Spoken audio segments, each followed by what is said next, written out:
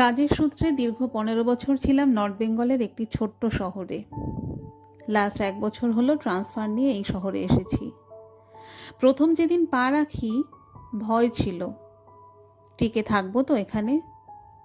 তবে স্বপ্ন ছিল নিজের একটা ঠিকানা থাকবে, যেখানে একটা দেওয়াল জুড়ে থাকবে আমার সব থেকে প্রিয় স্মৃতি।